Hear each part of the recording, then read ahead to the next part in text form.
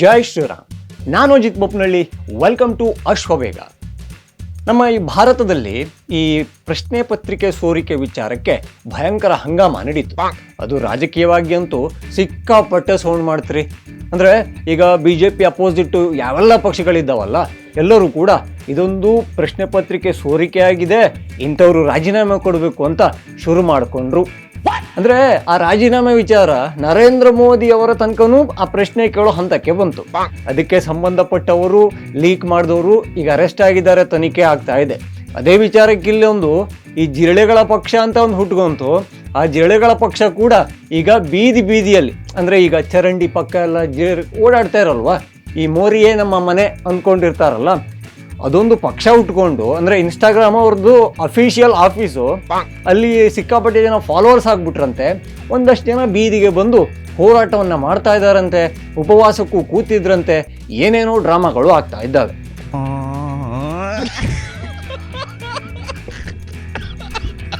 ಈ ಟೈಮಲ್ಲಿ ನಮ್ಮ ರಾಹುಲ್ ಗಾಂಧಿ ಅವರು ಒಂದು ವಿಚಿತ್ರವಾದ ವಿಚಾರವನ್ನ ಮುಂದಿಟ್ಟಿದ್ದಾರೆ. ಒಂದು ಗಂಭೀರವಾದ ಆರೋಪವನ್ನೂ ಮಾಡಿಬಿಟ್ಟಿದ್ದಾರೆ.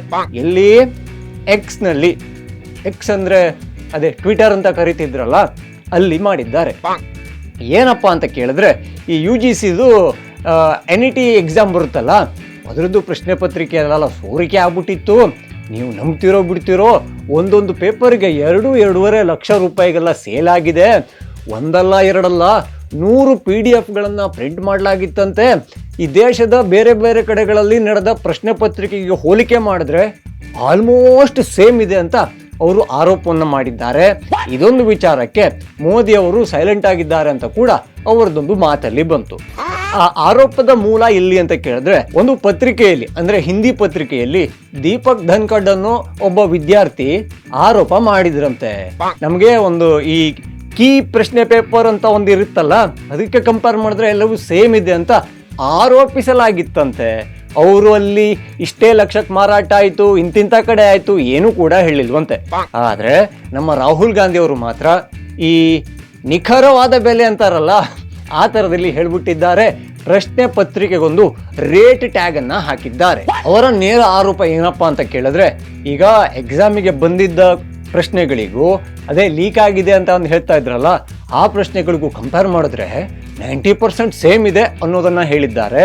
ಅಂದ್ರೆ ಅವರು ಹೇಳೋದೇನದು ಅಂದ್ರೆ, ಈಗ ಬಿಹಾರ, ಉತ್ತರ ಪ್ರದೇಶ, ಹರಿಯಾಣ, ಹಾಗೆ ಇನ್ನೊಂದೆರಡು ರಾಜ್ಯಗಳಲ್ಲಿ ಇದೆಲ್ಲ ಹಂಚಲಾಗಿದೆ. ಪ್ರತಿ ಪತ್ರಿಕೆಗೆ 2 ಲಕ್ಷದಿಂದ 2.25 ಲಕ್ಷ, 2.5 ಲಕ್ಷ ಈ ಥರದಲ್ಲಿ ಸೇಲ್ ಆಗಿದೆ ಅಂತ ಹೇಳಿದ್ದಾರೆ. ಇದೊಂದು ಆರೋಪವನ್ನ ಸಾಬೀತು ಮಾಡುವಂತಹ ಕೆಲಸ ಯಾರ್ದಾಗುತ್ತೆ? ಖಂಡಿತ ಆರೋಪ ಮಾಡದೆ, ಗಾಳಿಲಿ ಒಂದು ಗುಂಡು ಹೊಡೆದೆ, ಫಾರಿನ್ನಿಗೆ ಹೋದೆ, ಇಟಾಲಿಯನ್ ಪಿಜ್ಜಾ ತಿಂದೆ, ಇಷ್ಟು ವರ್ಷ ಮಾಡ್ಕೊಂಡ್ಬಂದಿದ್ದು ಅದನ್ನೇ ನೀವು. ಆದರೆ ಇನ್ನು ಮುಂದೆ ಹಾಗಿರಬೇಡಿ. ಯಾಕೆಂದರೆ ನೀವು ವಿದ್ಯಾರ್ಥಿಗಳಿಗೆ ಪ್ರಾಮಿಸ್ ಮಾಡಿದ್ರಿ, ಯಾವುದೇ ಅಕ್ರಮ ಕೂಡ ಸಹಿಸೋದಿಲ್ಲ ಅಂದಿದ್ರಿ. ಏನಾದರೂ ಅಕ್ರಮವಾದಲ್ಲಿ, ನಿಮ್ಮ ಓದಿಗೆ, ನಿಮ್ಮ ಭವಿಷ್ಯಕ್ಕೆ ಮೋಸ ಆದಲ್ಲಿ ನಾವು ನಿಮ್ಮೊಂದಿಗೆ ಹೋರಾಡ್ತೀವಿ ಅಂತ ಆಣೆ ಪ್ರಮಾಣ ಮಾಡಿದ್ರಿ. ಸೊ ಈಗ ನೀವು ಏನು ಮಾಡಬೇಕಾಗುತ್ತೆ? ನಿಮ್ಮ ಹತ್ರಂತೂ ಆ್ಯಕ್ಯುರೇಟು ಡೇಟಾಗಳಿದ್ದಾವೆ. ಯಾವ್ಯಾವ ಪತ್ರಿಕೆ ಅಂತ ಇದೆ, ಎಲ್ಲೆಲ್ಲಿ ಎಷ್ಟೆಷ್ಟು ರೂಪಾಯಿಗೆ ಸೇಲ್ ಆಯಿತು ಅಂತ ಇದೆ. ಈಗ ಮಾರಾಟ ಮಾಡಿದವರು ಅಂತ ಒಬ್ರು ಇದ್ರೆ, ಅದನ್ನ ಖರೀದಿ ಮಾಡಿದವರು ಅಂತ ಇನ್ನೊಬ್ರು ಇರಬೇಕಲ್ಲ. ಹಾಗಾಗಿ ಅದರ ವಿಚಾರವೂ ಕೂಡ ನಿಮಗೆ ಖಂಡಿತ ಗೊತ್ತಿರುತ್ತೆ. ಈಗ ಕೆಲವೊಂದು ವಿಚಾರಗಳು ಬಂದಾಗ, ಈಗ ಪ್ರಶ್ನೆ ಪತ್ರಿಕೆ ಸೋರಿಕೆ ಅನ್ನೋದು ಅದು ತಪ್ಪಲ್ಲ, ಅಪರಾಧ, ಘನ ಅಪರಾಧ, ಅಕ್ಷಮ್ಯ ಅಂತಾರಲ್ಲ, ಆ ಥರ ಅಪರಾಧ. ಅದಕ್ಕೆ ತಪ್ಪು ಮಾಡಿದವರಿಗೆ, ಮಣ್ಣು ತಿಂದವರಿಗೆ ಬುದ್ಧಿ ಕಲಿಸ್ಬೇಕಾ ಬೇಡ? ಖಂಡಿತ. ಈ ಟೈಮಲ್ಲಿ ನೀವೇನು ಮಾಡಬೇಕು? ಆಡಳಿತ ಪಕ್ಷದ ಜೊತೆಗೆ ಕೈ ಜೋಡಿಸಬೇಕು. ಆಡಳಿತ ಪಕ್ಷಕ್ಕೆ ನಿಮ್ಮಲ್ಲಿರುವ ಮಾಹಿತಿಗಳನ್ನು ಹಂಚಿಕೊಡ್ಬೇಕಾಗುತ್ತೆ. ಸರ್ ನೋಡಿ, ಇಂಥ ವ್ಯವಹಾರ ಆಗಿದೆ, ಇಂಥವನು ಅಲ್ಲಿ ಹಂಚಿದ್ದಾನೆ, ಇಷ್ಟು ರೂಪಾಯಿ ತಗೊಂಡಿದ್ದಾನೆ, ಅದು ಕ್ಯಾಶಲ್ಲಿ ತಗೊಂಡೋ, UPI ಅಲ್ಲಿ ಇಸ್ಕೊಂಡೋ, ಅಥವಾ ಚೆಕ್ ತಗೊಂಡೋ, ಅಥವಾ ಏನೋ ಒಂದು ಇರುತ್ತಲ್ಲ, ಒಂದು ಮೋಡ್ ಆಫ್ ಪೇಮೆಂಟ್ ಅಂತ, ಅದು ಕೂಡ ನಿಮಗೆ ಗೊತ್ತಿರುತ್ತೆ. ಹಾಗೆ ಅದನ್ನು ಈಸ್ಕೊಂಡವ್ರು ಯಾರು, ಆ ವಿದ್ಯಾರ್ಥಿಗಳು ಎಷ್ಟು ಮಾರ್ಕ್ಸ್ ತೆಗೆದ್ರು, ಎಲ್ಲವೂ ಕೂಡ ನಿಮ್ಮ ಒಂದು ಈ ವ್ಯಾಪ್ತಿಯಲ್ಲಿ ಬಂದೇ ಬರುತ್ತೆ. ಹಾಗಾಗಿ ಮೋದಿ ಸರ್ಕಾರ ಕೊಂಚ ಸಹಾಯ ಮಾಡಿ. ಅಲ್ಲಿ ನೋಡಿದ್ರೆ ಜಿರಳೆಗಳು ಪಾಪ ಈ ಸ್ಪ್ರೇ ಹೊಡಿತಾರಲ್ಲ, ಅದ್ರನ್ನ ಹೊಡೆಸ್ಕೊಂಡವ್ರಂಗೆ, ಲಕ್ಷ್ಮಣ್ ರೇಖಾವ್ರನ್ನ ದಾಟ್ದವ್ರಂಗೆ ಆಡ್ತಾ ಇದ್ದಾವೆ. ಸೊ ಅವ್ರ ಹತ್ರಂತೂ ಇದನ್ನ ಏನು ಮಾಡೋಕ್ಕಾಗಲ್ಲ. ಏನಕ್ಕೆ ಅಂದರೆ ಅದು ಕ್ಲಾರಿಟಿನೇ ಇಲ್ದಿರೋ ಪಕ್ಷ. ಈ ಖಾಲಿ ಪುಕ್ಕಟೆ ಸಿಕ್ತು ಅಂತ ಕಾಡಲ್ಲಿರೋ ಮಂಗಗಳೆಲ್ಲ ಹೆಂಡ ಕುಡಿದ್ರೆ ಹೆಂಗಾಗುತ್ತೋ ಅದನ್ನ ನಾಡಿ ಬಂದ್ ಮಾಡ್ತಾ ಇದ್ದಾರೆ.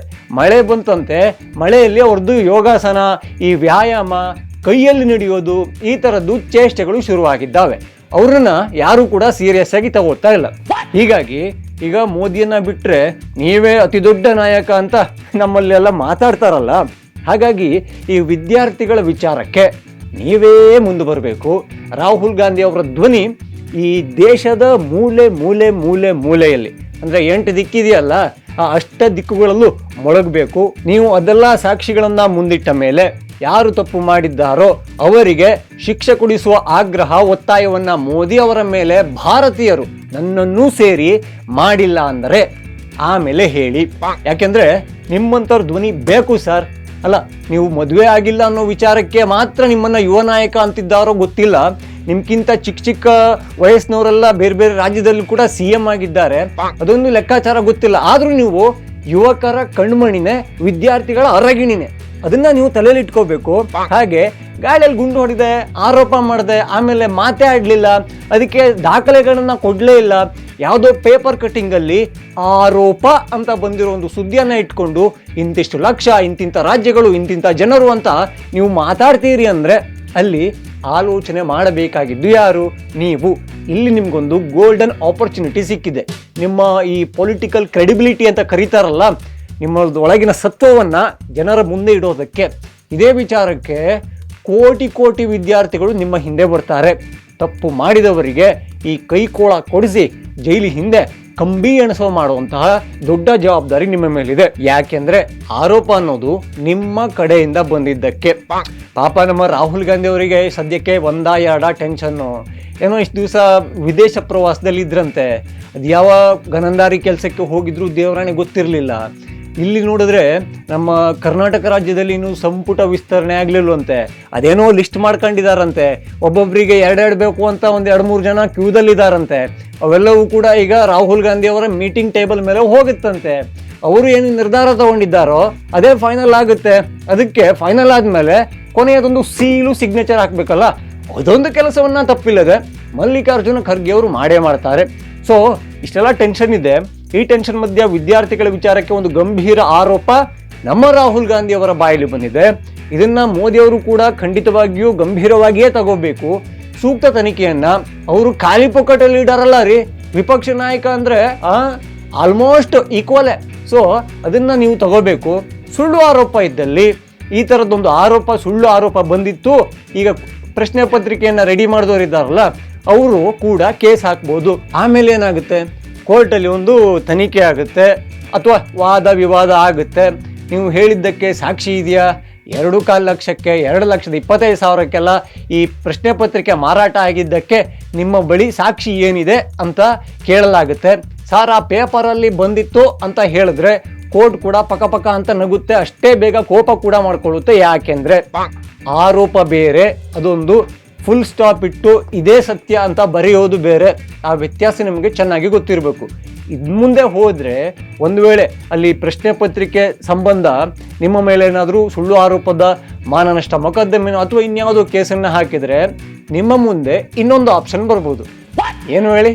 ಅದೇ ಅವಾಗ ಕೋರ್ಟಿಗೆ ಬಂದು ಸಾರಿ ಸರ್ ಅಂತ ಕೇಳ್ತಿರಲ್ಲ, ಅದು ಇನ್ನೊಂದು ಸಲ ಆಗಬಹುದು. ಹಾಗಾಗಿ ಅದೊಂದು ಆಗದೇ ಇರಲಿ.